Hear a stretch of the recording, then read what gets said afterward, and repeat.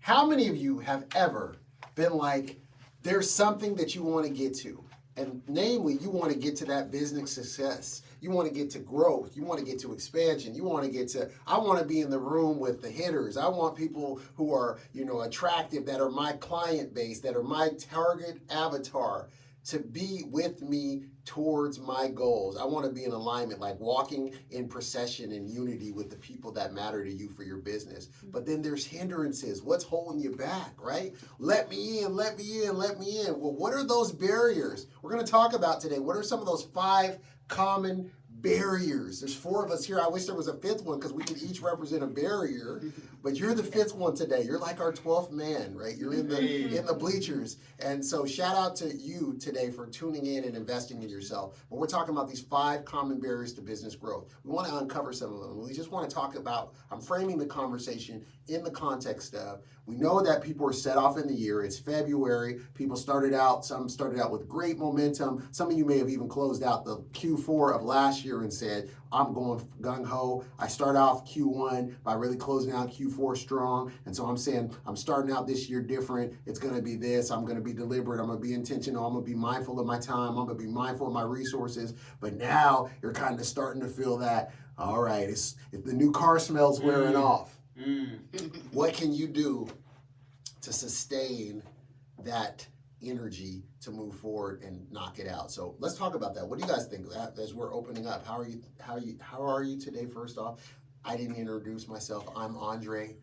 So excited to get into today's topic. I couldn't help myself. I've been up since very early thinking about barriers to growth. No, I was up early with my children, but so what? I'm up. So I'm Andre with Economic Development, Vice President of Economic Development here at Urban Impact, and you are illustrious team members.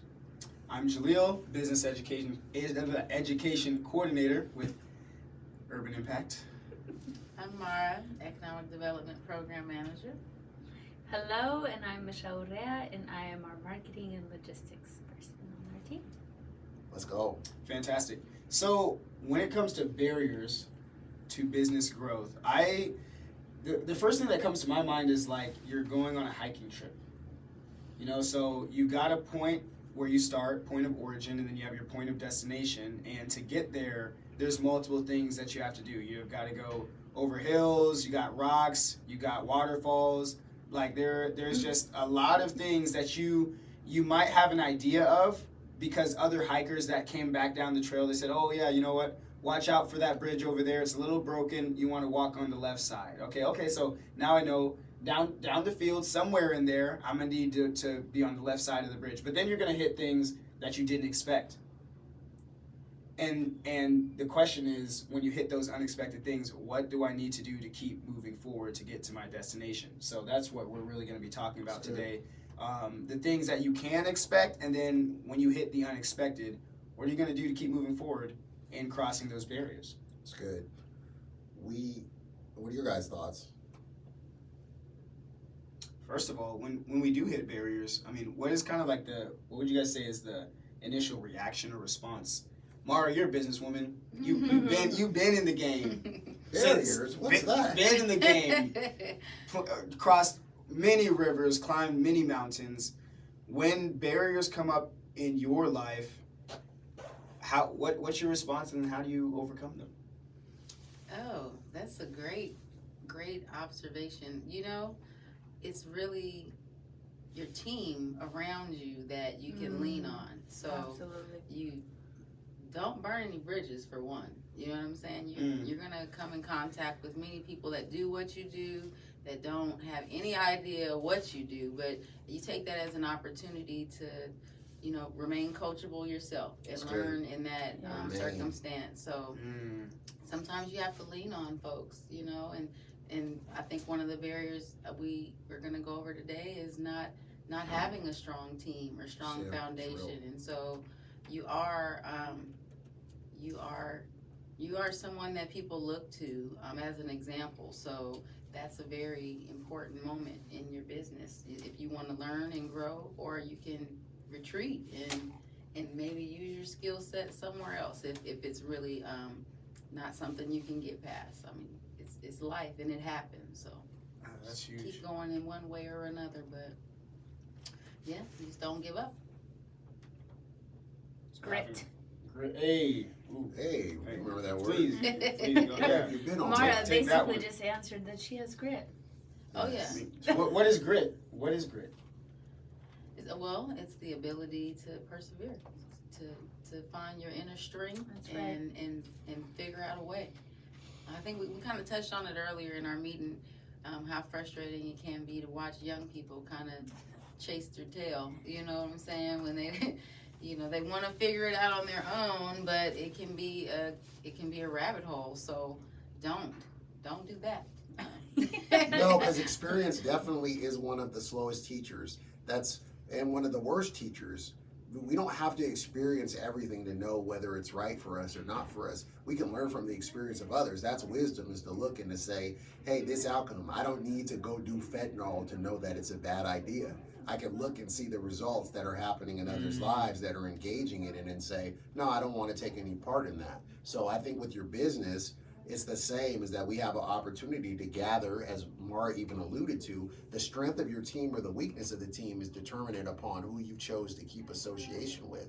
If you choose association with those that have a growth mindset and those that are going into a abundance, and they are value adders, and they are not piranhas or parasites, and they're not just out here looking for self, then we're gonna see a different result. Then it's just like, oh, it's dog eat dog world. I'm gonna do what I want to do. I'm gonna step on people. It's all about me and feeding my family. I gotta eat. Like all that survival talk. I know it's kind of very popular, and survival of the fittest. It's like social Darwinism. We're different in what we're teaching here at Urban Impact, because we're talking about how do we work together as a community. We do believe in the value of private ownership. We do believe in the value of hard work and discipline and the reward that comes from that. Yes, yet we also look at the value of how our community is and the state of our community. If it's dying and it's desolate, but my business is the only one that's flourishing, there's something wrong with my business model, right? Because we can definitely point to, there are industries that are more doing destruction in the community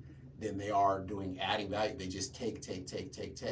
And then there are those that are actually creating jobs and opportunities, and also beautifying the actual people that are a part of partaking of the business as a customer, and that are also working in that environment. So what type of business are you building? Are you building something that's just about you and say, bless me and my four and no more? Or are you building something that can have an impact on everyone and can add value? So I think if we want to start out with team, or we want to talk about cash flow, some of the barriers that hinder people from growth, who wants to attack one of the barriers to growth as we jump in? Well, let's start with team. Okay. Because Mara had mentioned that having people to lean on. There's a proverb that says that in the abundance of wise counselors, there is safety. That's good. And then pulled up another one, Proverbs 17:17. A friend loves at all times, and a brother is born for a time of adversity. That's good. So when you are surrounded by people that have your back, that it automatically increases your odds for success. The wolf that's out there alone, as much as we, I don't know, for some reason fantasize about that idea of being self-sufficient. Oh yeah. One man army. I pull myself One up. man Rambo. Why am I both bootstraps? But it's the wolf that is in the pack. It's the lion with the pride who has the better odds of hunting and successfully getting its prey and feeding its family. So let's talk about a team. And Wednesday we had our Thrive cohort with Chef Dio. She did an amazing job. Blew everyone away with her teaching. And she talked about scaling a business. So she gave a 2-hour seminar on scaling a business. And one of the things that impressed me most with her was how she so identified with Chef Dio. I'm a chef. This is what I do. Then she trained a team for about a little over a year, and systematized during COVID, took all that time where people couldn't do food and all this stuff. So she used her time wisely. That's good. Created her systems, wrote down all of her recipes, trained her team, and so over that year, they're learning the recipes, they're learning the system, they're learning the flow, until they got to the point where they were able to fire her out of the kitchen and say, hey, why are you here? Yeah. We got this. You're in here making calls, getting new business, thinking that you're helping us, but really you're in the way. And then after that, she said she went and had a 5-minute perspective set party, not a pity party, but a perspective party, and said, wow, that she was really hurt because she identified as, I'm Chef Dio, I need to be in this kitchen. But then she realized that, wow, my team is now self-sufficient because of all the work that she did, all the foundation she laid. And then she started going into a part about finding her superpower. And her new superpower as a CEO was gaining new business. And I just thought that was amazing. But it didn't happen overnight. It was no, quick magic summary of like, oh, you know what? In one day, she did it all. Like, it was time invested into her team. So a team. It's huge. I want Michelle, because you hit on the word. I want Michelle to read Luke 11 or Luke 15 verse 12 or verse 11 and 12 and 13. Okay. Jesus continued, "There was a man who had 2 sons. The younger one said to his father, 'Father, give me my share of the estate.' So he divided his property between them. Not long after that, the younger son got together all he had, set off for a distant country, and there squandered his wealth in wild living." All right, I love that. So Jaleel alluded to with Chef Dio and how there was the time when everything was shut down. And that all of us had that decision when the world shut down, because everybody had their expectations of how they thought 2020 was going to look in 2021 and so on and so forth.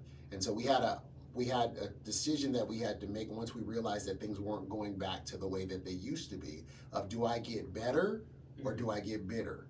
Do I get ahead or do I get behind? Better or bitter? Right? And so he said she didn't waste her time. She was, wait a minute, people are not allowed, people are just not eating food off of everybody's plate anymore. There seems to be a lot of precautions set. How can I set up systems? Yeah. And so we talk about, this is one of the barriers that is in the ability that hinders us from growing, that we'll jump to, but he's going to go into team. But you hit on that, and it deals with squandering, because it deals with, she didn't squander the time. It's strategic thinking. It's strategic planning. Yeah. She was strategic and deliberate with the time of saying, all right, well, how can I move myself out of this so that I have a system that works? Because if it's just based upon me, it's not a business, right? You can start out with that analogy of saying, I am a business. That's good. But even if you're a business that's going to last, then you need to, and I need to, and we need to build systems that will go beyond us. And we need a team to do that. Well, I feel like everything you've said, Jaleel, speaks a lot more to lack of strategic planning and vision Ooh, let's get than into to that. team. Let's go. And one of the things, Chef Dio, this is why all of you should be a part of our Thrive program, Sharks at the Beach, Principles, whatever I'm we not put playing out, magnetize your marketing, whatever we put out, on. this is why y'all need to apply, It's real. sign up, be in the room, because we have these incredible, powerful conversations. And I love how Chef Dio came in, and it wasn't about her and her success. Nope. Like, it was all about, I'm gonna give you guys the roadmap to do it too. So generous. Yeah. And she revealed at the very end that she just, and I talk about this because of the vision part, right? Like, so many people just feel like they gotta go into business for this thing because it's booming right now, and I gotta do this, I gotta do that. But she is just so intentional on her purpose, and she's in alignment with her purpose. Like, getting to teach 18 entrepreneurs that night filled her. Like, that is part of her purpose, and she knows that. And so it's part of her business to do that, to set time aside to share with others the things that she's learned and implemented and grown in, and help others grow in it. Come on. And she revealed with us that she even has, I don't know if it was once a week or once a month, that she pays her workers to come to work and work on their own businesses, because that's how important to her it is that everybody else goes into entrepreneurship and builds something for themselves. And to know that that is her calling, to make space for it and not spread herself thin, but to be deliberate in what she does. I'm just like, what the, I don't know. She she just dropped Huge. bomb after bomb after bomb.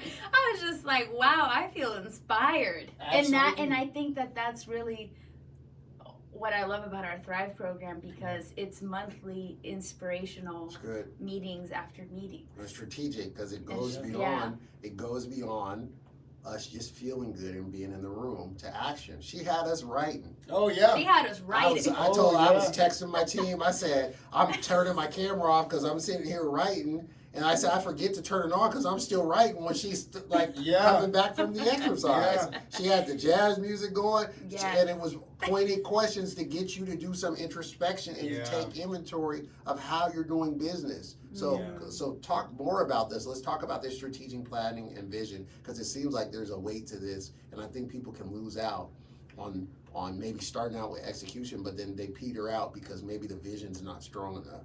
That is so another proverb. All right. This is why I love actually working for this organization, because Putting all our praises up today. because God is Shameless good. Love plugs. it here. Shameless Shameless plugs. plug, real talk. God is good, and like we can openly talk about the word, and it's so crazy how when these principles are applied, how success happens. Did you say principles? Did I say principles? We do have a principles course. All right, Another Proverbs plug. 29:18, where there is no vision, the people perish, but he that keepeth the law, happy is he. You gotta love some good old King James language. Where there is no vision, the people perish. So when that literally, Andre, spot on. You'll be in execution mode here, and I feel like here's the typical journey of most like the burnout entrepreneur. You're doing something that you don't want to do from 9 to 5. You get fed up with an employer or a manager. You typically, it's not the company you want to leave, it's the leadership that you want to leave, and how you're being undervalued typically. So then you decide, I'm going to find something outside of what I'm doing now, and is going to call it a business. Because this is going to be my path to freedom. Because you know that wherever you're in now, you don't want to be there, right? But because the vision isn't crystallized, isn't clarified, really you're acting out of a source of pain. You want to get away from something, but you're not sure where you're going. So you put all this energy into something, maybe it lasts 3 months, and then you put all this money into it, and then it sputters out. It's real. Because you don't actually know what your life is supposed to look like in a year or 2 years. So without the vision, the dream of entrepreneurship perishes, and then you're back to your 9 to 5, and now you're depressed because you tried something and failed, and you haven't learned how to fail forward. So I had real story. This is crazy. This is why it happened. So I could tell this. Besides the fact that I was feeling a little down, when you have to sit in traffic a lot, it messes with you. I don't like traffic. Some of you love traffic. You turn it into, you just reframe it, as our brother teaches here in Principles. I wasn't able to reframe. I had reframed out. I was out of frames, so I was irritated. I broke the fourth wall. I'm sitting here like, am I on the episode? Is this, what is that one where Jim Carrey was in where all the houses look the same? He was in a TV show. You know it. Yes. The something project. Something show. God, the Truman Show. Yes, There I was you like, go. it might be Truman Show That movie in his was little scary. box car, just doing my little living in a simulation. That's too deep. Enough of that. But I got a phone call from somebody, and somebody I haven't heard from in some time. Now, I poured a lot into this person. I did a lot of coaching with them, personally, business-wise, all this, right? Calls me up, excited, on the treadmill, trying to get weight off before the wedding, 8 days away from a wedding. Was like, oh man, I'm about to get married. I just want, and in my mind, I'm like, okay. Because in my mind, I'm still kind of irritable, so I don't want to talk. And we're all human, right? We're just being family here. Don't judge me, right? I'm not always in generous mode, but I'm sitting here like, okay, well, what did you call me? I want to hear you on the treadmill. What's up? He was like, oh, well, the reason I called was, and he goes, remember, you had me do this exercise years ago where you forced me to write out, and you knew that I like to draw, and instead, because I was lazy, I didn't want to write, so I said, you told me to draw a picture of myself in the future. You said, draw a picture of who I will be in the future. Look into the future and call it, like, what you know God's put inside of you, draw the picture of that. And he goes, he said, it's freaking me out because he said the picture just flashed on my mind while I'm on this treadmill. And he said, I drew myself in the future. He said, I was like, why are you telling me to do this stupid exercise? Because he said, I was working at a little dumb pizza parlor. I was broke. And you're telling me to draw a picture. He was like, I need to make money. I don't want to draw no pictures. So he said, but I took 4 hours and I drew that picture. And he said, it was me in a suit with the same haircut that I have right now, talking with this watch on the same hand, talking about I'll be a businessman. And he was like, I just finished doing my books the other day. And he goes, my books were at, he says, gross, it was like over, like high six figures, you know what I mean? Like over $600,000 or something like that from his own business. And he was just like, he was thanking me and saying, I wanted to slow down and hit you up to be like, you pushed me to do this and it's coming to pass. So we're talking not just in terms of some ooey gooey, pull it into the future. You got to put work. There was grind in between that. It wasn't no magic. And I sat here and I began to tell the universe. No, we talking about God. We talking about vision. That is heavenly vision that He gives you. And we're talking about character and navigating and then the work ethic. So I love the strategic that he said, without a vision, the people perish. Another version of that says that people cast off restraint. So if we don't have anything to hold us, and we don't have, and it says, but happy is the one that keeps the law, which that translation really says Torah, which means instructions. So the one who keeps the instructions that God gives is going to be happy because they had a playbook, unlike that son that we read about before, that Miss Michelle started reading about with the prodigal son. He says, give me the money, and he takes the bread and don't know what to do with the bread. Squandered. So like let's talk more about this. How do we lay out that strategic vision that pulls us through the mundane, pulls us through the boring, pulls us through the difficulties and the obstacles? I love when you shared earlier about just real estate, and you don't have to go into all your family business, but just the value of what you were talking about with ownership and whatnot. I think people need to hear it in terms of their business and their community. Absolutely. Well, I mean, it all goes back to remembering your reason why and focusing on your gifts and making sure that you are presenting your best version of yourself. You know what I'm saying? And so I feel very blessed to work here and to be able to pursue different avenues, and because it's all about advancing yourself. So advanced training is something that you need to anticipate no matter what industry you're in, because when you're blessed, you're able to bless others. And that actually was one of my verses that I pulled up in Proverbs, and it says that he who is generous will be blessed. That's good. So just keep that in your mind. You know, acquire assets to distribute to your family, right? So your generation can enhance the next generation, and that means being on top of your game. So yeah, you're gonna have to put in those hours. Yes. And do your research. Be very analytical, and don't waste your time. Yeah. We're in the middle of a shift, and this is almost like a freebie because I know that people would pay to hear this information, but think about this. At Urban Impact, we serve because we want to see businesses flourishing, we want to see families flourishing, we want to see communities and churches, congregations, we want to see people their health flourish, their finances, their of course their life with the Lord, that all encompassing. So with that being said, instead of getting frustrated with, what's going on with the economics and finance and whatnot, ask the Lord to give you vision for where the future is and how you're to prepare for the future, because the future is for prepared people. The people who are unprepared will be scrambling around. When the scriptures say, consider the ant, this is our time to be diligent, to be self-directed. This is our time. And she's talking about upskilling. I want to know about economics. When she's talking about, you're going to have to put the extra hours in to get the assets. How can I accumulate assets? How can I purchase assets? Don't make an excuse about why.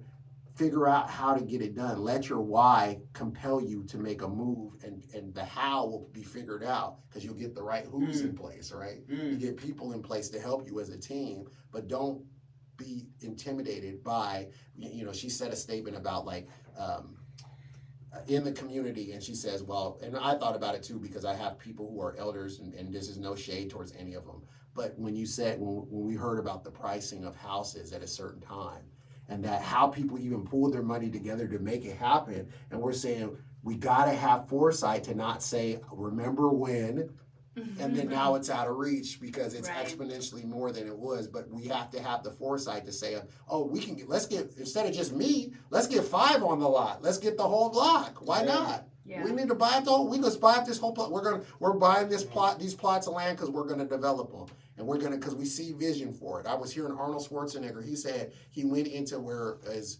it Ventura or excuse me, Skid Row, one of those places that's really notorious now. But he said at the time it was full of drug addicts, this, that, and he looked, and when he first got and he was getting money, he said, oh man, he started buying it up because the people who he was buying it, the realtors were like, what do you want this land for? It's trash. And he was just like, someday it's going to be valuable. And he said within a couple of years, it was worth millions. He was able to sell it for millions because it Wow. appreciated because he had vision beyond what he could see with his natural eyes. So vision is not something that comes from our ocular receptors. Vision is something that is heavenly, that comes from another set of eyes, and that we want to ask and we want to encourage all of us to think beyond. I love what Mara said. It's like, think beyond now. It's not just about what makes you comfortable. It's about, okay, now I can play. I got to get out of survival mode, and I got to think about thriving in abundance mode. How could I get to what needs to take place for me to get where something that can be a leverageable asset for our family and for the generations and our community. Come on. You know, when it comes to the barriers from success, it really does start with the vision. Because without the vision, then you're not going to execute properly. You're not going to choose the right team. Yeah. Your customer service is going to lack because I love that you gave that application. If you didn't catch that, please catch it now. Draw out, and there's something about connecting that left brain to the right brain. Draw out what you want your future to look like. Literally create a vision for yourself. Like some people do vision boards, writing out words, which is good, or like the thing where people go magazines and clip and get visualized. But the pictures, like have that picture, place it somewhere where you're going to look at it every single day. You will be surprised at how your brain, that subconscious mind, that reticular activating system will start to key in on things that will get you closer to that goal. And something I was thinking about as we were talking, winners. So I coach a team, so I'm always kind of looking to elevate the performance of these young people. Absolutely. So I live life through the filter of how can this be better? How can this? And then I often have to remind myself, even to myself, like, okay, hey, this is great. I need to acknowledge success. That's right. Don't cannibalize and it. So don't cannibalize success. And for entrepreneurs, I know a lot of us are on this same energy of we want to be better. We want to be better. Don't forget to acknowledge, celebrate the wins. All right. There's a great book, The Gap and the Gain. Dan Sullivan, Dr. Benjamin Hardy. Yeah. Great book to check out, especially if you suffer from cannibalizing your successes. And this is how you know if you're cannibalizing. You've done something great, and then you diminish it and say, "Oh, but it could be better." All right, let's not do that. A lot of us have suffered from that. Anyways, back to it. This quote that I thought of as we're talking as a team: "Winners make their actions dictate their feelings. Losers let their feelings dictate their actions." All right, I'll say that again. So subtle. Winners make their actions dictate their feelings. Losers let their feelings dictate their actions. So part of those barriers to your success is knowing where you're at, how you're feeling, but then choosing the action that's going to get you to that better feeling. All right? In this entrepreneurial journey, if we are led by our emotions, man, what a roller coaster we'll be. Man, your profit margins will literally look like this because you're not going to feel like working every day. You're not going to feel like creating a vision or taking action on this video and taking 4 hours like the man you talked to. Yeah. He took 4 hours. He didn't watch 2 episodes on Netflix or 2 movies. He took 4 hours to draw out what he wanted his future to look like, and then, gosh darn it, he was able to call and say, wow, here it is. Are you going to take 4 hours for yourself? Yeah. You might not feel like taking 4 hours in your afternoon when you're tired, when you've worked through your regular job, when you've put your kids to bed, to draw out what you want your future to look like. However, if you're a winner, you're going to allow your action to dictate your feeling. And guess what? You will feel accomplished after you do that hard thing. And you'll feel better too. You will feel better. Heavy. You know? So anyways, had to put that out. So I know we're close to time. Yeah. So a couple of the different things. Can I share one scripture? Yes. Please, yeah. Go ahead. Absolutely not. I love the Bible app, the Holy Bible app, because Shout there's out. another shameless We'll plug that one all the time. But I just recently started this like 7-day plan with someone. But actually, the one that we did, I think it was Monday, was talking about your heart's desires, how to receive your heart's desires. And I just feel like it goes hand in hand with what we've been talking about. In Hebrews 6:11, it says, "And we desire that each one of you show the same diligence so as to realize the full assurance of hope until the end, so that you will not be sluggish, but imitators of those who through faith and patience inherit the promises." And I want to share that because I feel like a big piece of a vision coming to life is patience. And one of the things that I talked about in this, or that I went through, is patience isn't, like, some people see patience and they think it's sitting still and being quiet. Like, patience is not that. Patience is active. Like, you are actively doing stuff while you're being patient. Like, and I think that a lot of business owners and entrepreneurs that, you know, we've talked about and studied, they all say that. Like, there was a seed that they planted, and a little, you know, cracking. like, just little things keep growing, and they just kept feeding it before it becomes this beautiful tree that just has branches that, and you can't even tame it anymore once it gets to the growth, you know. But it needs that attention and that love and that constant alignment with it. You know, if it's raining, what are you gonna do? It's getting too much water. How do you protect it? You know, I just think that a lot of people forget that piece. That it's not gonna be overnight. It may not be in a year. It may not be in 2. It may be in 10. But what is your commitment to what you've done? And if you're not really committed to it, I honestly think that, again, as all the entrepreneurs that we've studied, it's not in alignment with what you're supposed to be doing. It's good. When you have, for whoever's watching this, we're a little over time, but I'll say this: if there's a certification you're looking to go towards, if there's money that you have that you were going to squander on a liability, but it was the difference between investing in your future or squandering on a liability, investing in an asset or squandering on a liability, we're saying choose the asset. The time is always going to go by anyway. So when people are like, oh, if I get enrolled in that program, it's going to be 5-6 years going to still go by, and you're going to be mad if you didn't make an investment for your future. So why not make it on the front end? So we're encouraging you.